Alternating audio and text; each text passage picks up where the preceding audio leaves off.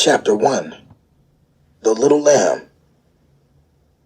The frightened young lady with the matted hair and dirty feet didn't know what to do when she saw the flashing blue lights. What's going on? Are they coming to arrest me? I didn't do anything wrong, she thought to herself.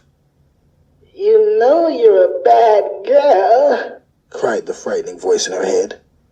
It had been a month since Julie ran away from the last boarding home the social worker had set up for her. Alone on the street, she was like a sheep among wolves. Just trying to find food each day was a major task, and the sickness she started feeling every morning didn't help much. Thankfully, she thought, my boyfriend Carlos really cares. I think he loves me. Where was Carlos? She wondered. She had met the smooth-talking stranger near the bus stop a few weeks ago. He had taken the pretty girl out to eat a few times, always with strings attached. Julie didn't know any better. Between the constant voices battling her every thought for a moment of sanity and the growling hunger in her stomach, she had confused the predator for an angel. Julie was all alone. Her mom was nowhere to be found. Even if she could find her somehow, the thought of going back to that old house where she saw her mom passed out every day was too much for the young mind to take in. The harrowing flashbacks sure didn't help, and painful memories of her mom's party visitors who thought Julie was a toy for their pleasure. Well, at least I'm free now, she thought. I won't be bothered anymore. And she sure didn't like those medicines the doctor at the hospital had given her. They made her feel so funny, so she stopped taking them. That's when the frightening voices started to infect her mind every waking moment. It only made sense to Julie to get out of that boarding home. The voices told her that everyone there were demons. If she didn't get out of there, she would be their next victim. Not to mention the creepy guy at the boarding home that wouldn't stop sneaking into her room at night. So now, in the corner store parking lot with the blue flashing lights shining in her face, she thought, it must be demons coming back to get me. Julie ran and hid behind the dumpster located in the back parking lot at the corner market. Officer Leon and Julie's caseworker Lita from the mobile crisis team had already seen the frightened young lady.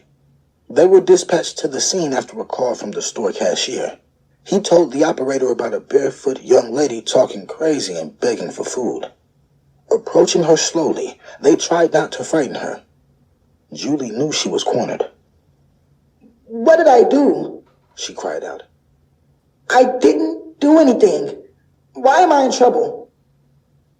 Julie, we're just here to help you, replied her mental health caseworker as she tried to coax the confused young lady to the car for a ride to the emergency room. Who are you? How do you know my name? Why are you bothering me? Questioned the disheveled young lady.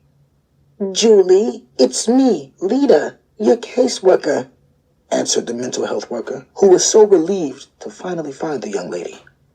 Don't you remember? You see me every week during your outpatient mental health appointment, but I haven't seen you in over a month. Julie, what happened in the boarding home?